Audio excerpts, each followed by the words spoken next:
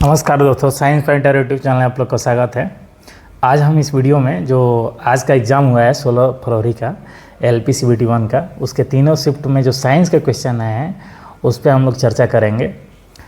तो इससे पहले हम लोग जो यूट्यूब कम्युनिटी पोस्ट का जो प्रश्न होता है, जो कल का मैं यूट्यूब कम्युनिटी पोस्ट का जो प्रश्न है विद्युत धारा से संबंधित प्रश्न है, न्यूमेरिकल है और ज़्यादातर विद्युत धारा से और जो दर्पण होता है और चैन लेंस होता है, इन्हीं 3 चैप्टर से न्यूमेरिकल पूछा जाता है। तो प्रश्न कुछ इस प्रकार था कि किसी बंद विद्युत परिपथ से 100 कूलम का आवेश 50 सेकंड में प्रवाहित होता है, तो विद्युत धारा परिपथ में प्रवाहित की गई धारा का मान बताना था। तो हम जानते हैं कि आवेश प्रवाह की दर को हम लोग विद्युत धारा कहते हैं, मतलब नॉर्मल भाषा में कहें तो अगर किसी परिपथ के किसी बिंदु से किसी चालक किसी बिंदु से Q आवेश t सेकंड में प्रवाहित होता है तो I बराबर होता है Q/T। अगर इस सूत्र से निकाले तो 100/50 हो जाएगा, उस परिपथ में प्रवाहित धारा का मान हो जाएगा 2 एम्पियर। तो ये हमारा कल का जो कम्युनिटी पोस्ट का प्रश्न था, इसका सलूशन 2 एम्पियर होगा। अब हम आ जाते हैं आज का जो कम्युनिटी पोस्ट का जो प्रश्न है, वो परागण प्रक्रिया जो होती है, जिसको पॉलिनेशन कहा जाता है, उससे संबंधित है। मतलब किसी पुष्प के पुंकेसर से उसी पुष्प या उसी जाति के अन्य पुष्प पर वर्तिकाग्र पर पराग कणों को पहुंचने की प्रक्रिया को हम लोग परागण कहते हैं, मतलब पॉलिनेशन कहते हैं।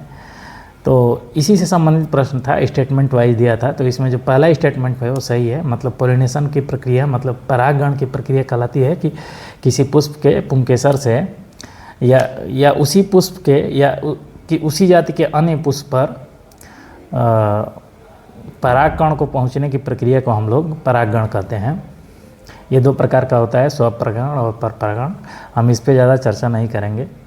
तो आइए हम जो आज का वीडियो का मेन टॉपिक है कि मतलब आज का जो 16 फरवरी का जो एग्ज़ाम हुआ है, उसके तीनों शिफ्ट में जो साइंस का पोर्शन है वो थोड़ा सा कम पूछा जा रहा है। पहले ज़्यादा क्वेश्चन पूछे जाते थे साइंस के, लेकिन इससे घबराने की बात नहीं है। ऐसा नहीं है कि साइंस का कोई वैल्यू नहीं है।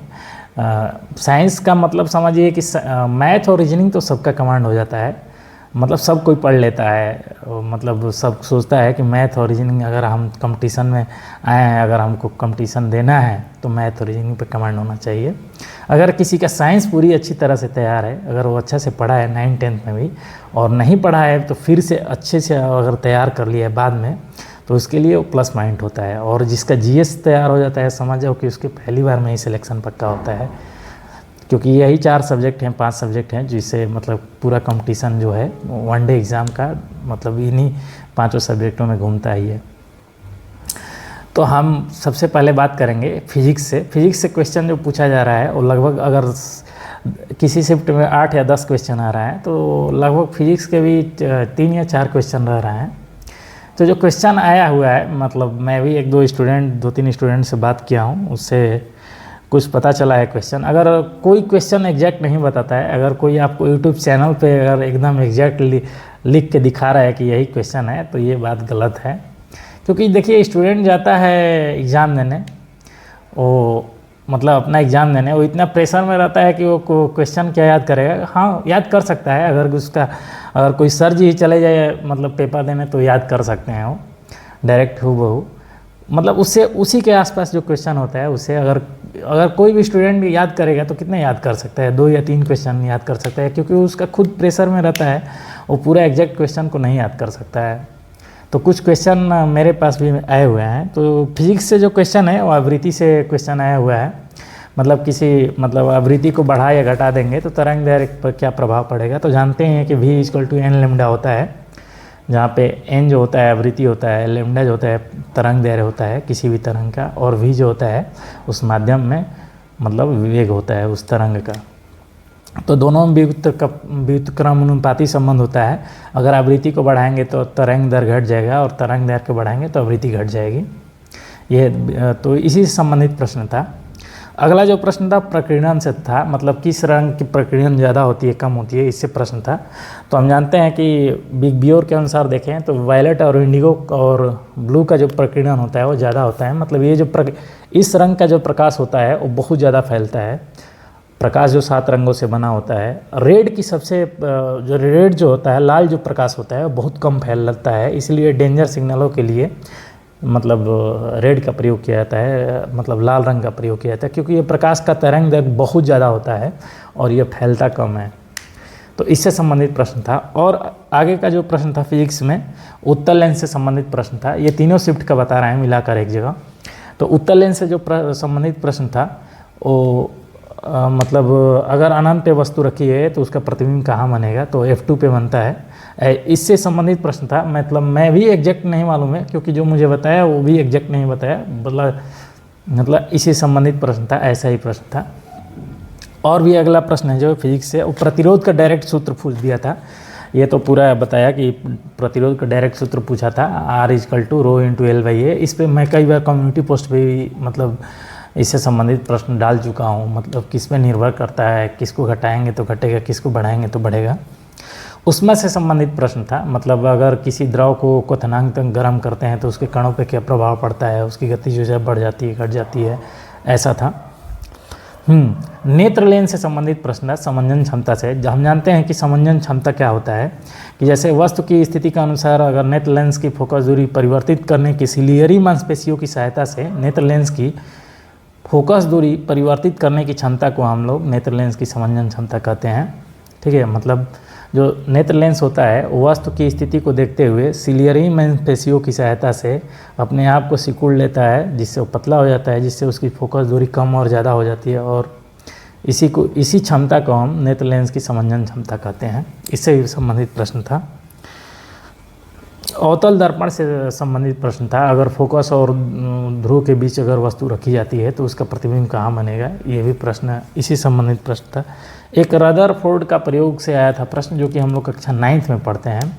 तो रदरफोर्ड जब प्रयोग किया था तो अल्फ़ा कणें जो होती हैं वो मतलब टकरा कर जो मतलब उसी मार्ग में वापस मतलब टकरा कर मतलब मुड़कर फिर वापस लौट आई थी। तो इससे ये पता चलता है कि परमाणु के केंद्र में एक कठोर भाग है, कठोर धनावेशित भाग है, जिसे हम नाभिक कहते हैं।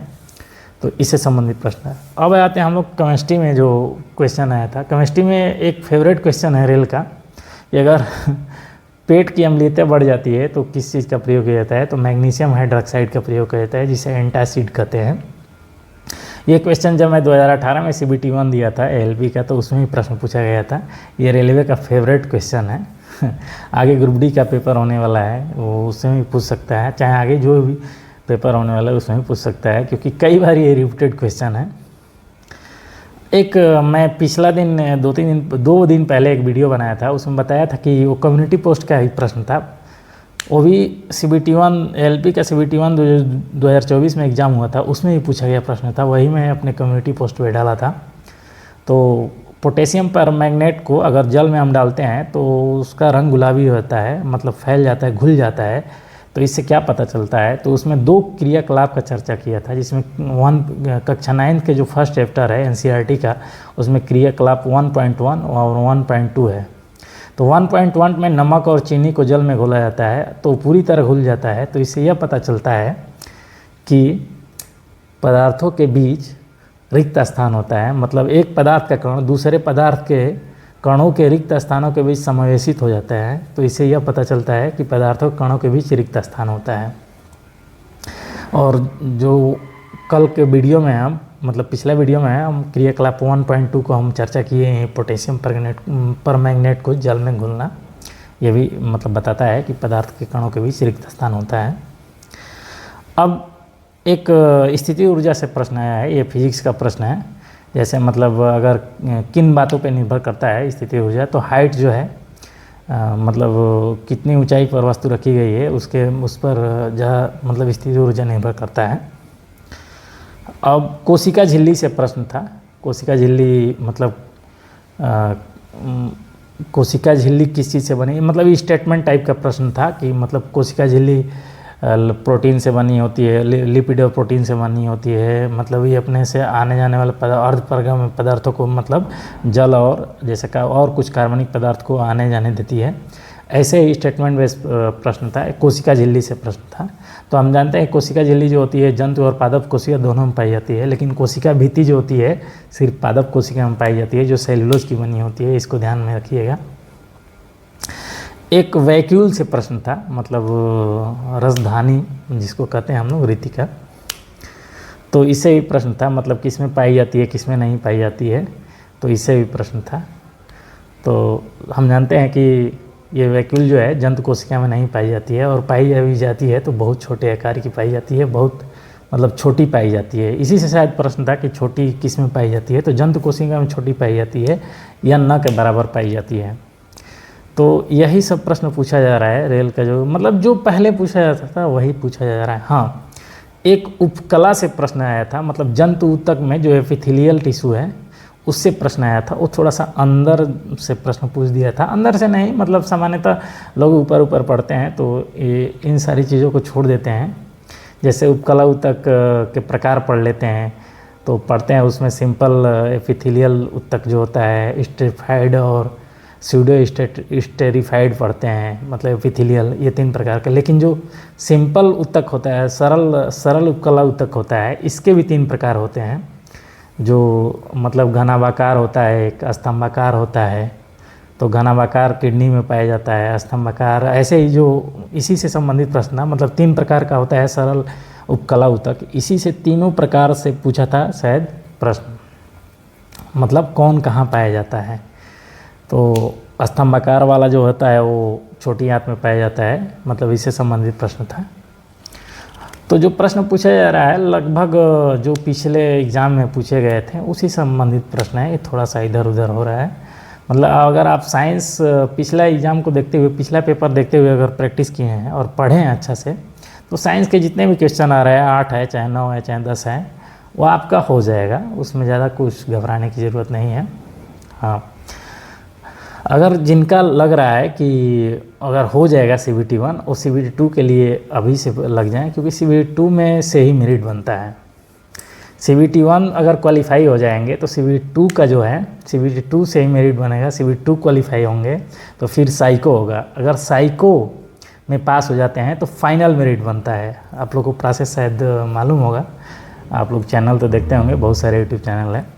तो अगर साइको क्वालिफाई हो जाएंगे तो जो CBT 2 का जो सेक्शन A रहता है, मतलब CBT 2 में जानते हैं सेक्शन A और सेक्शन B होगा, जिसमें सेक्शन B में टेक्निकल होता है, जो आप ट्रेड सेलेक्ट करेंगे उसका भी मैं वीडियो बनाऊंगा। मतलब उसका पूरा मैं वीडियो, वेल्डिंग जो ट्रेड सेलेक्ट करेंगे उस ट्रेड से मतलब क्वेश्चन आएंगे, 75 क्वेश्चन आएंगे, जिसमें आपको शायद 30 या 31 क्वेश्चन सही होना चाहिए, लगभग देखा जाए 33 निकला जाए तो उसका मतलब वेल्डिंग का मैं पूरा जो वेल्डर होंगे, वेल्डर ट्रेड सेलेक्ट करेंगे, उसका मैं पूरा वीडियो अवेलेबल करा दूंगा।